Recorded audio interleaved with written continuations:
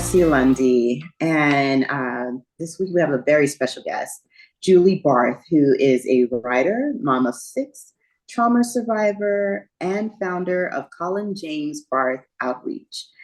Julie, first of all, welcome to Cult of Kindness. Hi, Marcy. Thanks so much for having me. Thank you. If you could tell the Cult of Kindness audience a bit about yourself.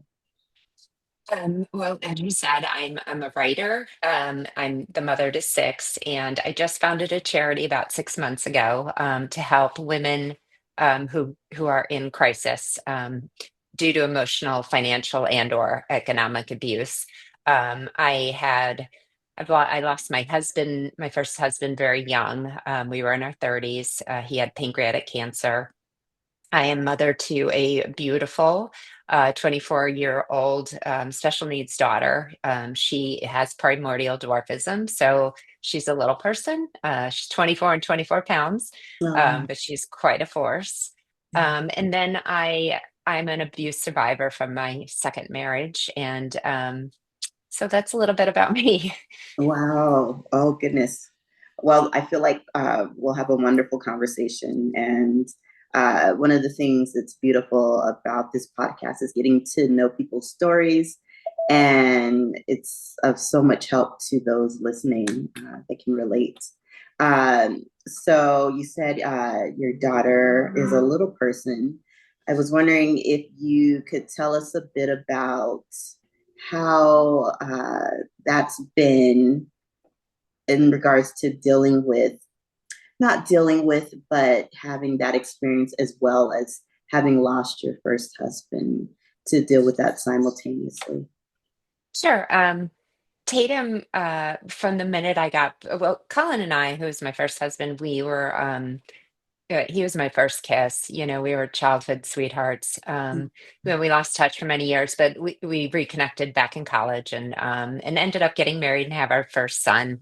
And things were going along smoothly. And I had a couple miscarriages, and then I got pregnant with Tatum. And from the minute I found that I was pregnant, it was just one fiasco after another. They told us all kinds of things. She had, trisomy 18, or she had a genetic, whatever it was. It was something new every week. She just stopped growing. But when they did the ultrasounds, they couldn't ever really tell us that anything was wrong. She looked small, but she was proportionate, and she didn't have any of the markers that would have indicated she had some kind of chromosomal issue. And it actually did end up having the amniocentesis, which came back normal. So it was a long 9 months. And when she came out, it was a series of errors that led not only to her genetic condition that we didn't find out until she was 3, but there was a lot of medical malpractice. So it was 4 years, really. I think there were 42 surgeries involved. We were at different hospitals. I had my older son, and then I had another son. And I think we just took it day by day. And I'm as sad as I am that I lost Colin in the long run. I don't know that I would have made it through those years without him. It was just, um, you know, if God only gives you what you can handle, then there's definitely a reason why God gave me them in a pair. So, both of them fighters in different respects. Both of them just love life. And, they were meant to be here together for their short period of time to do for each other what they did.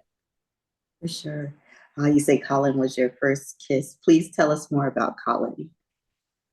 He was, so we grew up in a small town. I moved to a town in Chicago, and, I was 8, but back in the day, you didn't have FaceTime. So when you left somewhere, you like, bye, and you started over.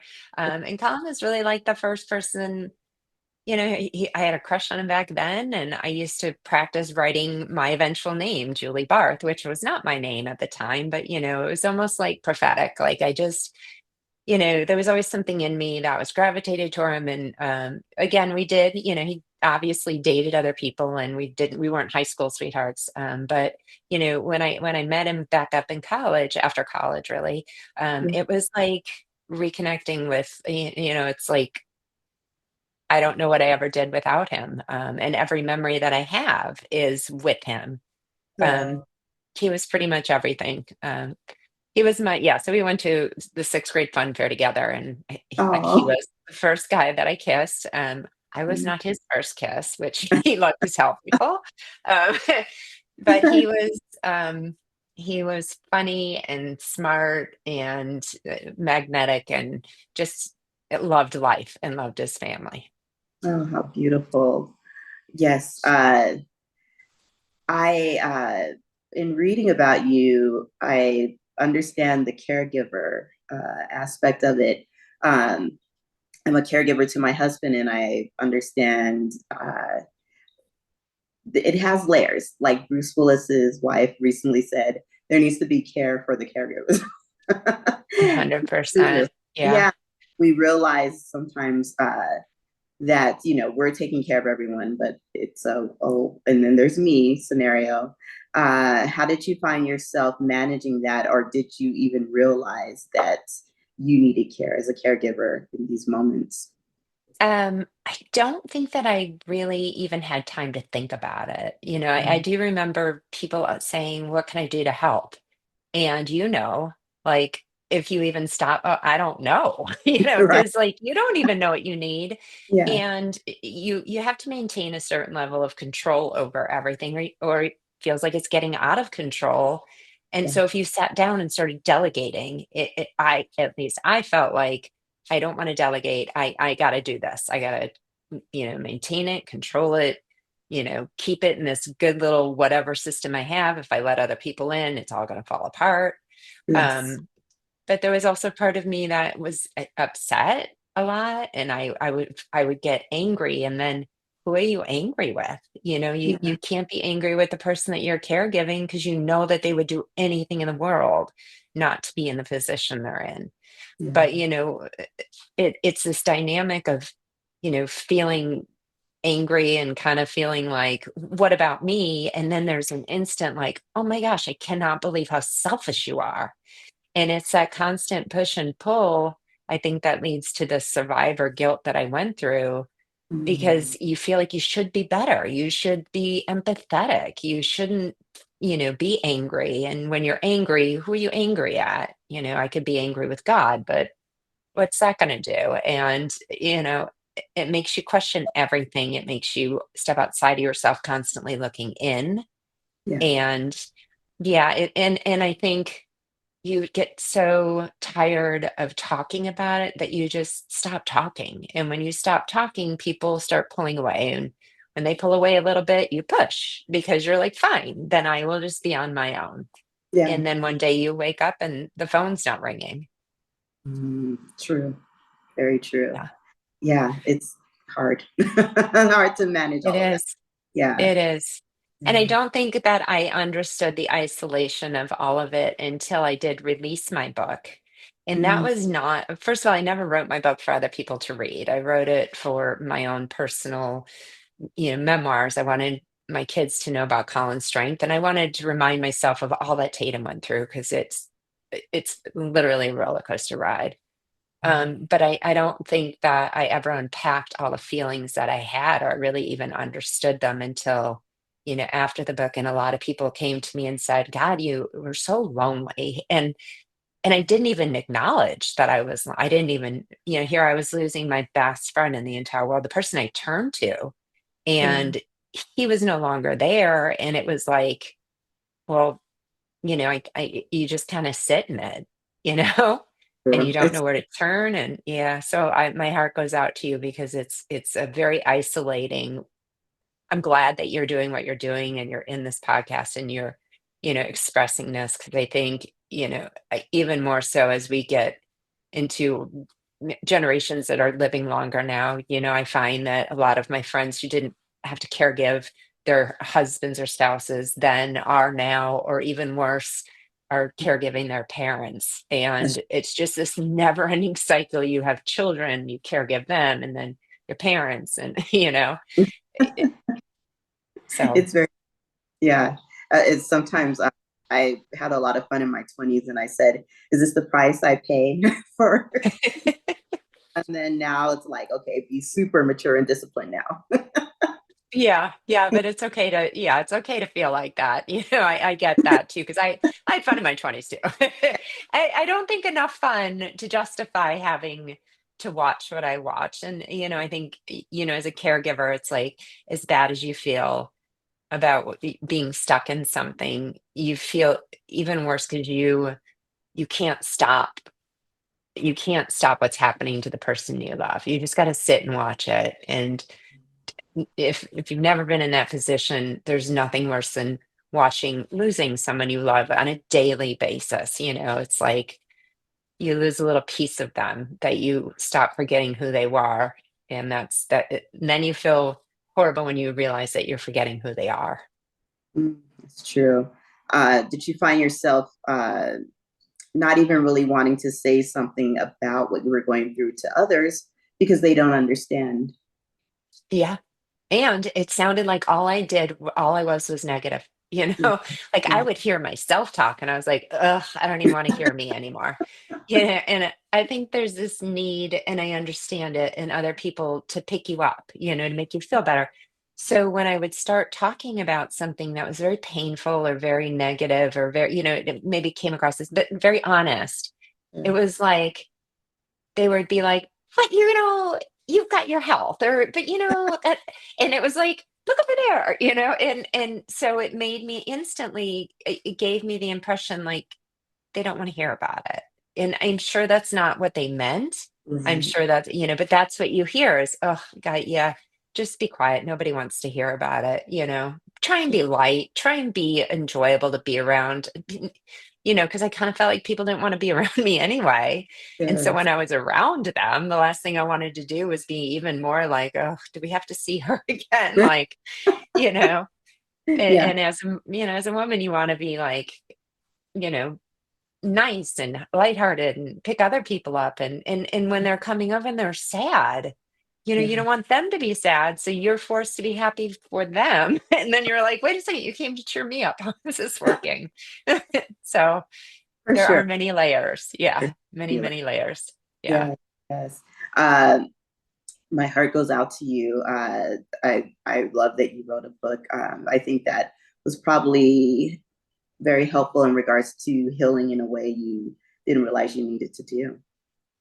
It was, a lot of people at the time said it was cathartic, and, I would kinda, like, push that away because I felt like that almost sounded like it wasn't meaningful, and I don't mean that, and, but as I said, I wrote it because we had 4 children at the time, and my youngest was 6 months when he was diagnosed, and I thought, "She's never gonna get to know him, she'll never know of him," um and I originally started to write it because I was writing Tatum's story. I was coming right off of the craziness that was Tatum. I mean, if when you read the book, it's like it's mind blowing. All of the it's not comedy of errors. It's just errors, one thing after another.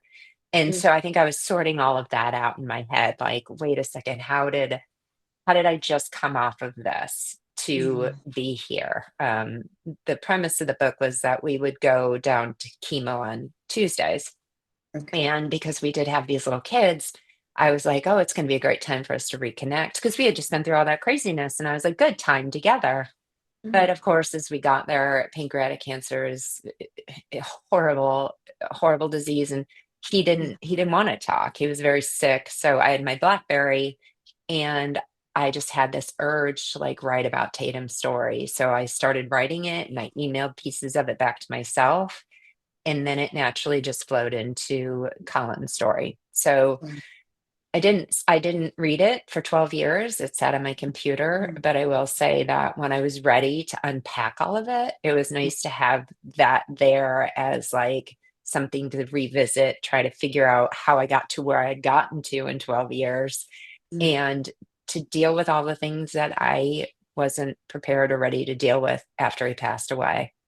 Sure.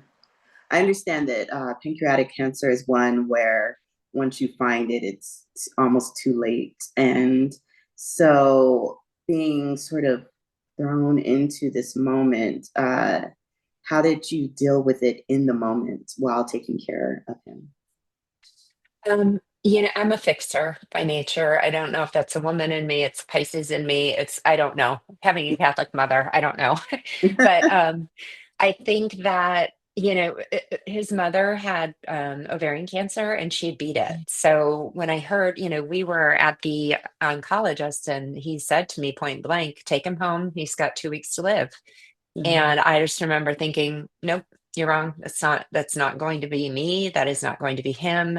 That's not how this is playing out. So, I decided I wasn't going to believe it. His mom had beat it. We were going to beat it. And that's kind of my approach. I got busy. I, contacted MD Anderson. I went so far as to like ask people to donate money for a wing of the hospital. At that point, I think I would have given anything to get him where he needed to be. I felt it was my duty to save him. And we Yeah. got him into a trial and he did really well. He was only supposed to have 2 weeks and the tumor started shrinking and he was like their miracle patient. And then the wheels fell off the cart and he was no longer within the matter of, 2 months. I think things just went from, oh my gosh, this could be a miracle to, oh my gosh, this is the end. So I think I was just after dealing with Tatum and the whole let's fix her, let's find the cure, that's I think a part of my personality too is I wasn't in denial. I knew what we were looking at, but I also knew that if we were going down, we weren't going down without a fight. And that's kind of how I handled it. Okay. You speak of in your second marriage, you dealt with abuse. Do you think that in your first marriage with losing your husband, did you gain um, a mental strength that helped as much as it could in a situation where you're dealing with abuse? No, I think in reverse, in unpacking everything that I did, I think that all the survivor guilt that I talked about, think that when you're caregiving, especially to someone you love, and that person you start to lose your relationship with the person that you do love, and this other person steps in and they start losing facilities. I got to a point where I had to lie to Colin and say, "Oh yeah, we're seeking treatment," knowing full well we weren't. I laid awake many nights just praying that he would go. And although I didn't say that to other people because it's horrific to say it, Yeah, I heard it. yeah, So when he passed, he did always look to me like to save him, to help him. And I think I almost took on this burden of I could. And then when I couldn't, um, I think I went through many months of just really so much shame and guilt for not saving him, for not being enough for him, for wishing him dead, for, being angry with him when he would, accidentally throw up. And all of those things that you do in the moment just really kind of they scarred my heart and I didn't even know it.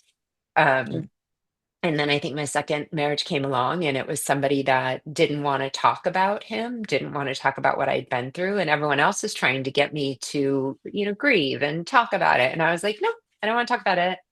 So I think it was almost the perfect situation for someone to come along who didn't care about me. Fantastic. Who didn't want to step in and be dad. Great. I don't want anyone to take Colin's space and to treat me not as I'd known to be treated in a marriage because I didn't think I deserved that anymore. I felt like I deserved the treatment I was getting because if anyone knew what I was thinking when he was sick, if anyone knew that I wasn't there and the way I should have been, then they would feel like I deserved it, and I did. So yeah, I think I stuck with it because I felt almost like it was my penance, and if that's the way he was treating me, then there was a reason why. I deserved it. Mm. I know a lot of women who find themselves in abusive relationships do feel as though, well, I've done something to deserve this. How did it, what did it take for you to see, I don't deserve this? I when I get to ask this question, I would love to say like, oh, I just woke up and just, I went back and forth many times. I had two other little children. I think part of me knew that if we were to separate, that he would. target them, and they weren't old enough to hold their own. Yeah. So I did, look the other way, and I did participate in, some crazy chasing and doing things that were so uncharacteristic of myself and trying to save all of it that there was a lot of shame still building. Yeah. But my son finally came to me and didn't tell me anything I didn't already know, but basically said, "Mom, he's threatened to kill you. He's threatened to kill me. I've lost my childhood over this. You've made excuses. You've excused him. When are you going to stop?" And that was the moment that I finally realized that if I couldn't do it for myself, then I had to do it to stop the cycle. I have Yeah. 4 girls, and I never wanted them to think that that was normal. They didn't remember Colin, but had they would have known it was not. Yeah. I robbed my son of his childhood. Yeah, I just again, I might not have ever done it for myself. Mm. I pretty much feel as if I would have gone down with the ship. But when I started looking around and realizing that I was not saving them from it, hiding it, they knew what was going on and they were feeling the effects of it. That's when I said, I can't do it anymore. So, My goodness. Um, if you don't mind me asking, how many years has it been since you've been in the relationship? um, you mean Abuse. post? Yeah, I got divorced about 3 years ago. So, I'm good now. I always say, I've been in relationships, with people that have ended up being my best friend afterward. It's not that I'm not open to it, but I do feel like I have a different purpose at this point, and if somebody were to come along that would enhance my life and I could, feel safe with and trust and made, made it feel like this is something that was supposed to be for me, I would not, push it away. But at the Mm. same time, I feel like I'm not seeking that out anymore. I think for once I didn't want to be on my own. That was Right. very scary to me. Now I realize that I have my children, I'll never be alone. um, so no, I've not had any real serious relationships. Very, very close, but it's just it takes on a different when you decide that my purpose right now is more to reflect on my children, focus on them, on the charity, do something good for the earth. Yes. Um, you know, that's kind of where everything is. I'm trying to pay more attention to the things that I felt I should have for a long time. Sure. Yeah, that's beautiful. And it's so interesting how our lives take shape. You know, you have to endure certain things, but once you get on the other side of it, you realize, well, I went through this to become a voice for many people who have yet to find theirs. And I think it's beautiful that you've created the charity. What is the name of the charity? It's called the Colin James Barth Mhm. Outreach, shortened CJB Outreach. Okay. And to your credit, what you just said, when Colin was dying, I said to him, I made him a promise that, I think when tragedy does happen, you have two choices. You can wallow in it and see the bad, or you can choose to do something with it to make it good. And Sure. I said to him, what you've gone through will never be for naught. Like something good and positive has to come from this. And I've gone back and forth with what the charity means and, what it represents. And I know that had Colin lived, he would have always taken care of us and he would have, he loved all the women in his life as sisters. And I think that he would have been very proud to know that his name is being used to protect women and to care for them and do all the things that he wished, I'm sure that he could have done for us all those years ago when he was sick. Sure. That's absolutely amazing. Um, I decided that the book of the month for May will be your book, Notes from a Blackberry. If you could tell the audience a bit about this book, I know you said the time frame when you became inspired, and just a little bit more about what inspired you to write the book. Sure. Again, I think what inspired me to write it was, to tell my children. What inspired me to then, put it out into the universe is it sat on my laptop for about 12 years and I wasn't a writer at the time, but I did become a writer. I had written a blog when he was sick for Caring Tree, and when at the funeral, people came to me and they said, I don't want you to stop writing," because I was writing his blog. And after everything I went through, I felt this need to like I felt so alone and so lonely in the time that I was going through all of it. And I think I just felt this need to tell of his courage and to tell of Tatum's courage, and also to like show people that bad things happen. But it doesn't mean that it can't something good can't come from it, I guess. And I've had people read the book, and their first impression is wow. It is very authentic, it is raw. I didn't hold anything back. I used my inner thoughts and I put them on paper, which I think we all kind of don't want to do. We don't want to let people know, but I felt this duty to let people know that we all have those thoughts. I think if people had said to me, "Julie, you did," and they probably did, you did everything you could, but there was still that part of me that thought, "Oh my gosh, well, if they had any idea what I wished for, what I said, what I did." But we all do the same things in the time of crisis and grief and sadness. We say Yeah. those things because they're normal to say. We Yes. do the unimaginable because we can't imagine that this would have ever happened. And, if my inner voice allows somebody else to see that they're not horrible, they're not, ugly, they're not saying anything that's outside of the realm of what we all think, Mhm. then, I hope to save people from going into one situation, if it's not, emotional abuse, whatever it is, to live a life of feeling like you didn't do everything you could. Because when you're challenged with the unimaginable, you do all that you can. And if your heart is into it, you did the best you can. And you've just got to see that for what it is and know that you gave of yourself for somebody else. So Yes. that's kind of the book is it's a bunch of roller coasters and unimaginables and things that, probably I didn't even tell some of my friends, and situations that nobody knew about. But there's so much packed into, that 10 years of life, and loss and losing babies and special Mhm. needs and Yeah. cancer and, family dynamics that I just hope, you know, people can relate to some of it and maybe give themselves a break after reading it. Yeah. I love that you said that you're raw. Sometimes people need to read that because if you sugarcoat, then people are left to feel like, oh, is it just me feeling this? But if you go there and show that, it really helps people understand I'm simply human. Yeah. Yeah. Yeah. And I think nobody, I always say it's like being in the front of the Twin Towers. Unless you were there, you can't possibly imagine what it's like. If someone had come to me and said, "All right, in the next 16 months, now that he's been diagnosed, this is what you're going to go through," or even with Tatum, okay, I wouldn't have imagined it. I wouldn't have been able, and I would have definitely thought, "Oh, I can't do that. I can't deal with that."